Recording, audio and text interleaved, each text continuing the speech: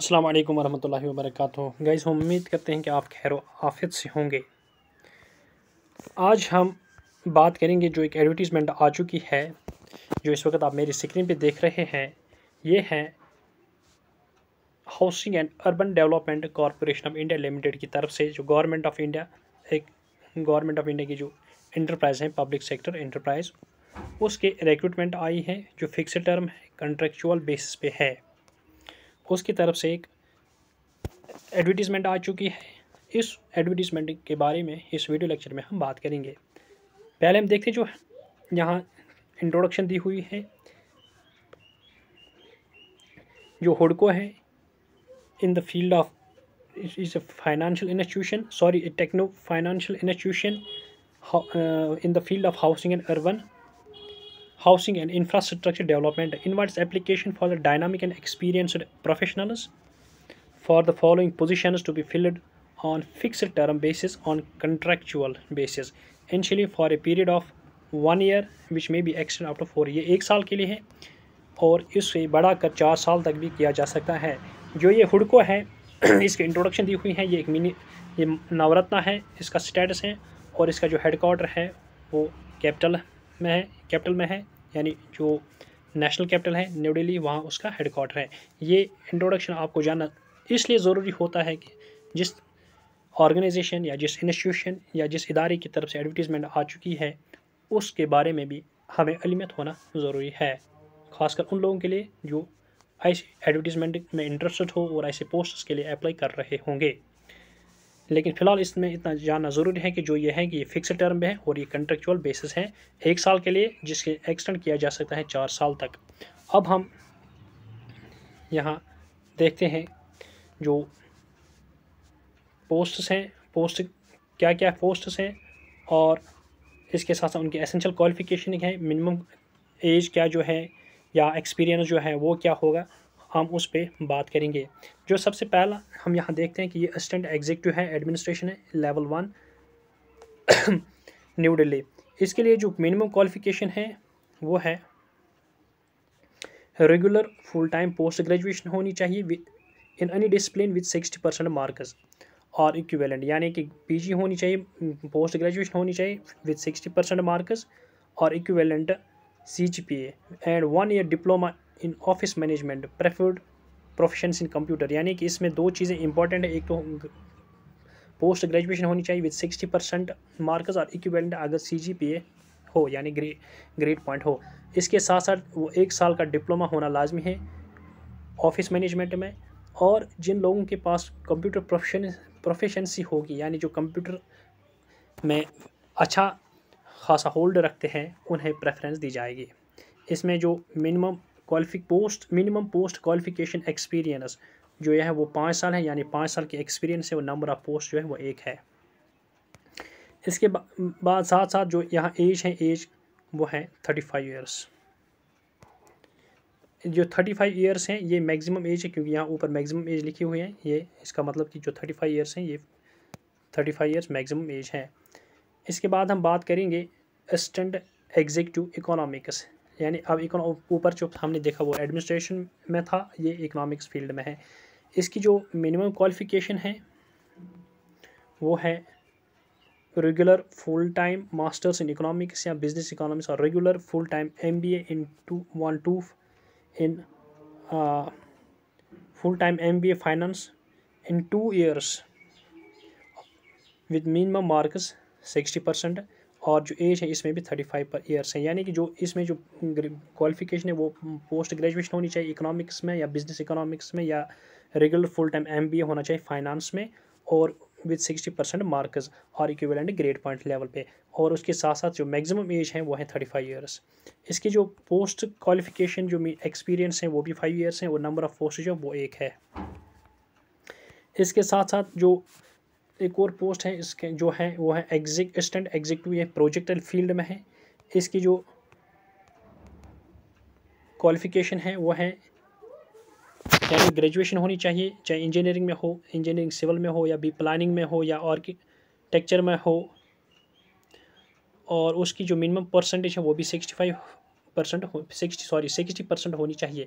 और जो प्रेफरेंस है वो स्पेशलाइजेशन अर्बन प्लानिंग या एनवायरनमेंट प्लानिंग या हाउसिंग या पब्लिक पॉलिसी में उनको प्रेफरेंस दी जाएगी।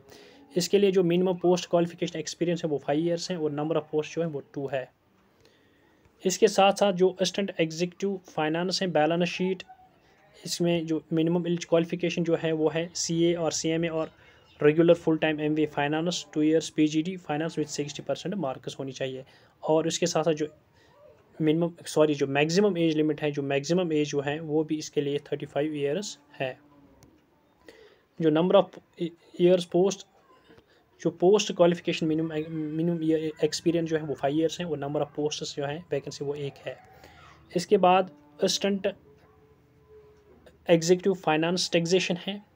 इसकी जो मिनिमम क्वालिफिकेशन है वो है CA और CMA और regular full time MBA finance होना चाहिए या 2 ईयर्स PGD होना चाहिए फाइनेंस में विद 60% मार्क्स होनी चाहिए। और इसके साथ साथ जो मैक्सिमम एज लिमिट है वो भी 35 ईयर्स है।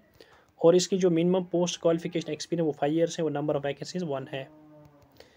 इसके बाद जो हम यहाँ पोस्ट देख रहे हैं वो है assistant executive finance risk management. इसकी जो क्वालिफिकेशन है वो है CA CMA और regular full time MBA finance और 2 years PGD in finance with minimum 60% qualification 60% marks. और इसके साथ साथ जो मैक्सिमम एज लिमिट है वो भी 35 ईयर्स है, यानी कि एज 35 ईयर्स मैक्सिमम होनी चाहिए। और इसके साथ साथ जो इम्पोर्टेंट वो यहाँ है क्वालिफिकेशन है वो है CA और CMA और regular full time MBA in finance में 60% मार्क्स होनी चाहिए और 2 years PGD in finance 60% marks. इसके साथ साथ जो इसकी पोस्ट क्वालिफिकेशन जो मिनिमम एक्सपीरियंस जो है वो 5 ईयर्स है और नंबर ऑफ पोस्ट जो है वो 1 है। और इसके साथ साथ जो एक और पोस्ट हम यहाँ देख रहे हैं कि वो है असिस्टेंट एग्जीक्यूटिव CS, या ये इसकी जो एजुकेशन क्वालिफिकेशन है ये एसोसिएट मेंबर ऑफ ICSI होना चाहिए। प्रेफरेंस LLB वालों को दी जाएगी, लेकिन he should be associate member of ICSI। और इसकी जो मैक्सिमम एज लिमिट है वो है 35 ईयर्स और नंबर ऑफ जो पोस्ट क्वालिफिकेशन मिनिमम एक्सपीरियंस जो है वो है 5 ईयर्स और नंबर ऑफ पोस्ट जो है वो है 1। इसके बाद एक और पोस्ट में बात करेंगे वो है असिस्टेंट एग्जीक्यूटिव प्रोजेक्ट GIS है। इसकी जो मिनिमम क्वालिफिकेशन जो है वो है रेगुलर फुल टाइम MS इन जियो इन्फॉर्मेटिक्स और masters in geography with BG diploma in GIS and remote sensing और MTech in remote sensing and GIS with minimum 60% mark, यानी इसमें भी 60% मार्क्स होना लाजमी है। और इसकी जो बाकी क्वालिफिकेशन क्या होनी चाहिए वो MSc होना चाहिए या जियो इन्फॉर्मेटिक्स में या जियोग्राफी में या PG डिप्लोमा इन GIS होनी चाहिए एंड रिमोट सेंसिंग में या MTech होना चाहिए रिमोट सेंसिंग में। इसके साथ साथ जो इसकी मैक्सिमम एज लिमिट है वो भी 35 ईयर्स है। और जो नंबर ऑफ ईयर्स जो पोस्ट मिनिमम क्वालिफिकेशन एक्सपीरियंस वो 5 ईयर्स है और नंबर ऑफ वैकेंसी जो है वो 1 है। इसके बाद हम बात करेंगे जो असिस्टेंट एग्जीक्यूटिव है फाइनेंस में इसकी जो मिनिमम क्वालिफिकेशन है वो है CA CMA और रेगुलर फुल टाइम MBA होना चाहिए फाइनेंस में या 2 ईयर्स PGD होना चाहिए फाइनेंस में विद 60% मार्क्स, यानी इसमें मिनिमम क्वालिफिकेशन में 60% मार्क्स होना चाहिए या अगर ग्रेड स्केल हो तो उसके इक्विवेलेंट होना चाहिए। उसके साथ साथ जो मैक्सिमम एज लिमिट है वो भी 35 ईयर्स है। नंबर ऑफ जो ईयर्स एक्सपीरियंस है पोस्ट क्वालिफिकेशन वो है 5 ईयर्स और जो नंबर ऑफ पोस्ट्स हैं वो है इसमें 2 OBC कैटेगरी के लिए, 1 SC के लिए और 1 जनरल कैटेगरी के लिए।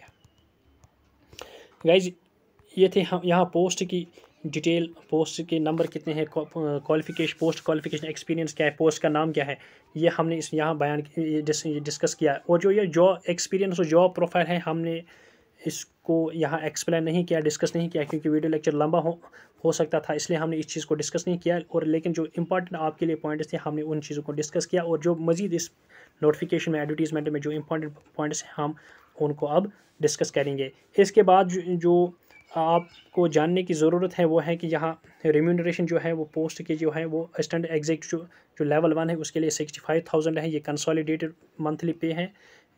और जो एनुअल इंक्रीमेंट्स हैं, annual increments will be sanctioned from the first day of anniversary month of joining subject to annual performance, यानी जो एनुअल इंक्रीमेंट है वो सैंक्शन वो first day of the anniversary month of joining जो होगा उससे के बाद, यानी एनुअली वो इंक्रीमेंट बढ़ेगा। इसके साथ साथ जो हम बात करेंगे जो यहाँ वर्क एक्सपीरियंस की ये हम समझते हैं कि ये बहुत इंपॉर्टेंट है। वर्क एक्सपीरियंस के रिगार्डिंग जो यहाँ दिया है, जो टीचिंग एक्सपीरियंस यानी कि जो वर्क एक्सपीरियंस है, teaching experience, internship will not be count as experience. यानी अगर किसी के पास टीचिंग एक्सपीरियंस हो या इंटर्नशिप की एक्सपीरियंस हो, वो एक्सपीरियंस कंसिडर नहीं की जाएगी, that will not be count as an experience.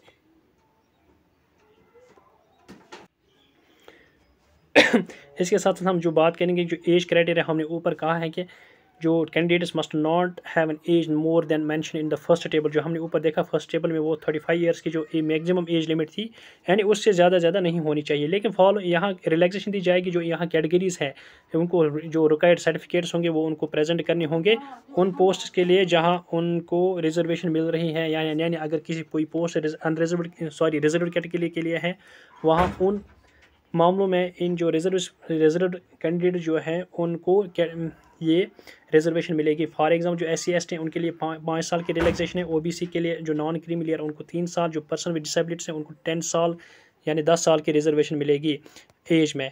और इसके साथ साथ एक इम्पॉर्टेंट पॉइंट ये है कि जो in case no post is reserved for any specific category, तो वहाँ क्या है, no relaxation shall be applicable to such categories. यानी कि अगर कोई पोस्ट रिजर्व कैटेगरी के लिए रिजर्व नहीं है, फिर अगर वहाँ एप्लीकेंट्स होंगे जो रिजर्वेशन या रिजर्व कैटेगरी से बिलोंग कर रहे होंगे, उनको कोई भी रिलैक्सेशन नहीं दी जाएगी। यानी उनको कोई वहाँ रिलैक्सेशन नहीं मिलेगी जहाँ कोई पोस्ट रिजर्व कैटेगरी के लिए मुख्तस ना होगा। यानी कि जो रिजर्व कैटेगरी के एस्पिरेंट्स होंगे उनको सिर्फ उन्हीं पोस्ट्स में रिजर्वेशन की एज रिलैक्सेशन या बेनिफिट मिलेगी जहाँ उन पोस्ट्स उनकी कैटेगरी के लिए रिजर्व रखे होंगे। इसके बाद जो कट ऑफ डेट है जो बहुत इंपॉर्टेंट है कि the cut off date of ascertaining age and post qualification experience will be 4 May. यानी जो एक्सपीरियंस और एक्सपीरियंस के एज हो, पोस्ट क्वालिफिकेशन एक्सपीरियंस हो, उसके लिए जो कट ऑफ डेट है वो 4 मई है। यानी 4 May 2024 will be considered as a cut off date for the age और उस पोस्ट क्वालिफिकेशन एक्सपीरियंस। इसके साथ साथ जो यहाँ एक बात ज़रूरी बताना चाहता हूँ कि the candidate must qualify in the personal interview with 50% marks in order to be considered for employment. यानी जो इंटरव्यू होगा उसमें कैंडिडेट को मिनिमम जो परसेंटेज वो 50% मार्क्स लाने होंगे ताकि वो कंसिडर किया जाएगा फॉर इम्पैनलमेंट। यानी इम्पैनलमेंट के लिए वो कंसिडर किया जाएगा।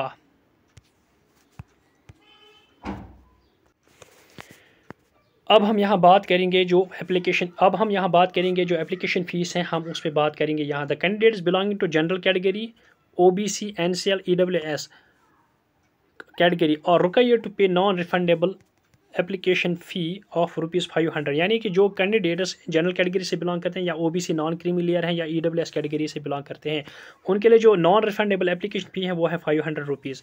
यानी ₹500 उन कैटेगरीज़ के लिए नॉन रिफंडेबल एप्लीकेशन फ़ी है। तो उनको जो यहाँ बैंक डिटेल, बेनिफिशियरी नेम, जो डिटेल यहाँ दी हुई है, इस डिटेल पे वो एप्लीकेशन फ़ी सबमिट करना है। इसके साथ साथ हम इस पे यहाँ बात करेंगे जो इम्पोर्टेंट डेट्स हैं, वो इम्पोर्टेंट डेट्स हैं यहाँ हम अब उस पर बात करेंगे। जो commencement of online registration and application जो है वो 4 मई है, और जो last date of submission of online application जो है वो है 19 मई टिल 6 PM। यानी 19 मई 2024 6 बजे तक ऑनलाइन फॉर्म सबमिट कर सकते हैं। गाइस, ये था हमारा आज का ये वीडियो लेक्चर जो हमने इस एडवर्टीजमेंट नोटिफिकेशन के लिए बनाया था। हम उम्मीद करते हैं कि आपको हमारा ये वीडियो लेक्चर पसंद आया होगा, और हम उम्मीद करते हैं कि आप हमारे इस वीडियो लेक्चर को ज़्यादा से ज़्यादा लाइक और ज़्यादा से ज़्यादा शेयर करोगे और हमारे इस यूट्यूब चैनल को सब्सक्राइब करोगे ताकि हर किस्म की अपडेट आप तक आसानी से पहुँच सके। इसके साथ साथ इस वीडियो लेक्चर की डिस्क्रिप्शन बॉक्स में हमारे टेलीग्राम चैनल की जो लिंक है, आप उस पर क्लिक करके हमारे टेलीग्राम चैनल को भी ज्वाइन कीजिए ताकि आपको हर किस्म की अपडेट के साथ साथ उसकी PDF भी मिल सके। और इस एडवर्टीजमेंट नोटिफिकेशन की PDF भी हमारी उसी टेलीग्राम चैनल पे मौजूद है। इसके साथ साथ अगर आपको कोई भी क्वेरी हो एग्ज़ाम के रिलेटेड, जॉब के रिलेटेड, आप हमारी इस वीडियो लेक्चर के कमेंट बॉक्स में भी और इसके साथ साथ हमारे टेलीग्राम चैनल में भी पूछ सकते हैं। Thank you very much.